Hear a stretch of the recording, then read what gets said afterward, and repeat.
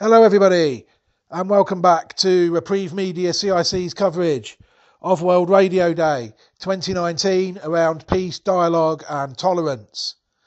What we've got coming up for you now is an interesting part of a podcast series around food really. It's called Target Zero Hunger.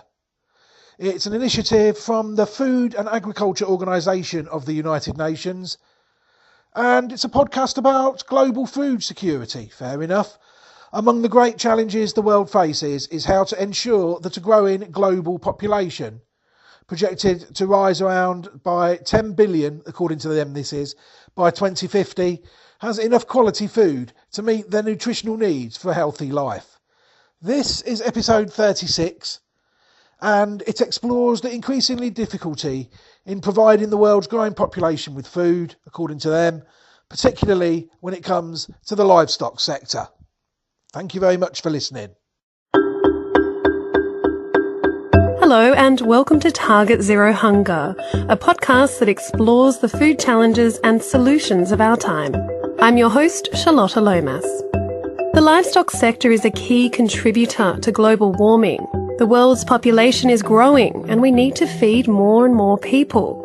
But can the livestock sector transform from being a part of the problem to being part of the solution? Well, according to Henning Steinfeld, it can.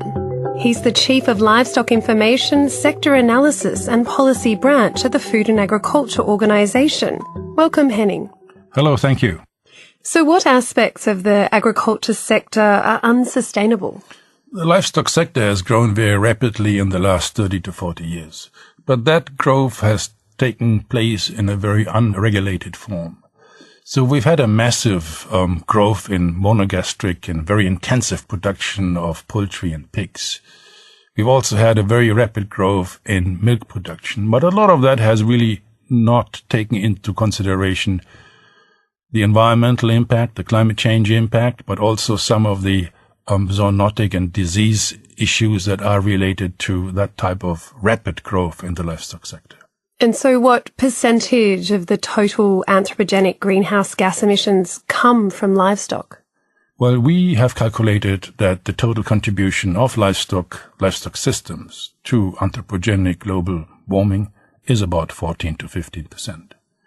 Half of that is what we call direct emissions, which have to do with enteric methane from ruminants, cattle, buffaloes, sheep and goats, and from animal manure, both in the form of nitrous oxides and methane.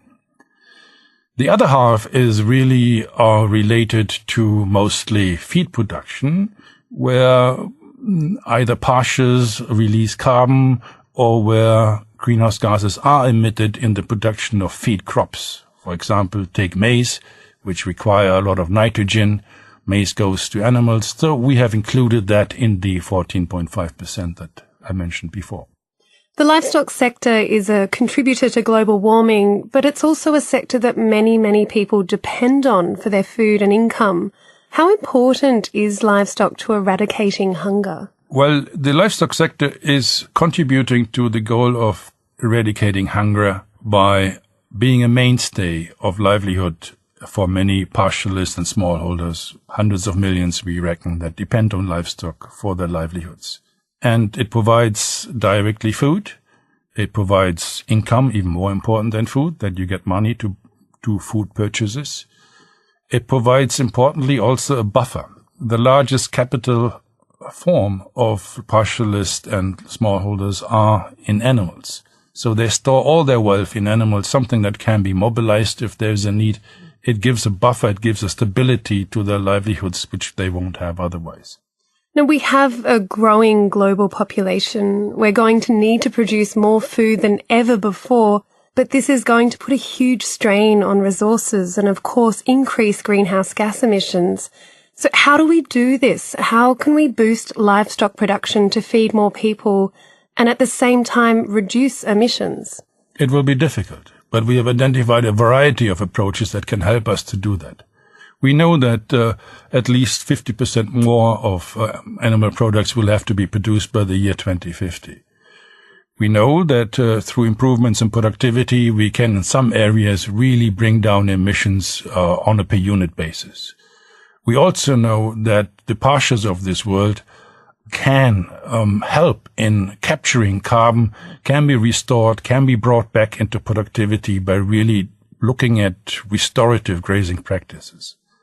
And we also know that some of the so-called waste products that we have in the bioeconomy can be really well recycled through livestock, making use of food waste, for example, making better use of agro-industrial byproducts, making better use of crop residues and all the other materials that are available without necessarily producing feed for the purpose of feeding animals. So looking into the future, do you see meat still being a big part of our diets? I think there will be a gradual convergence in diets. So what you will see is that the so-called global south is still engaged mostly in a catch-up process to levels that the developed countries have reached. But I expect a decline in consumption, particularly of meat, in developed countries. Something that has already started to happen in Europe, like 20 years ago it started. In the US it started like 5 or 10 years ago. A gradual decline from very high levels of consumption to what are considered moderate levels. And in countries like in Africa, where the average is less than 20, or even looking at South Asia, where it is less than 10, there is a large increase that we still have to expect.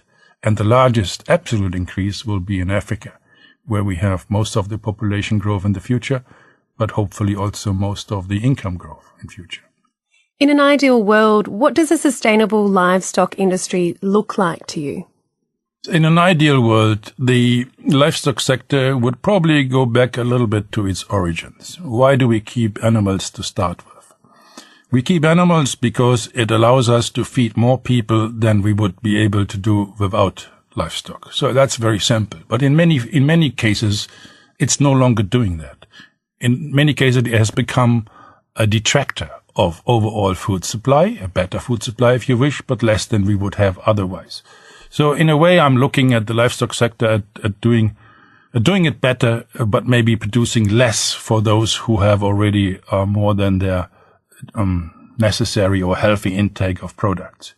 I would also look at a livestock sector that is much more based on resources that have no alternative use, things that can't be used otherwise, and really looking at recycling of biomass more systematically in order to support the livestock sector. And reducing losses and waste is another way of achieving this. And finally, the question of alternatives. We should not close our eyes that there are different forms of providing animal protein, of also providing feed protein to animals, and that we should really explore all these alternatives with some vigor. Henning Steinfeld, thank you for your time. Thank you. That was Henning Steinfeld, Chief of Livestock Information, Sector Analysis and Policy Brand at the Food and Agriculture Organisation.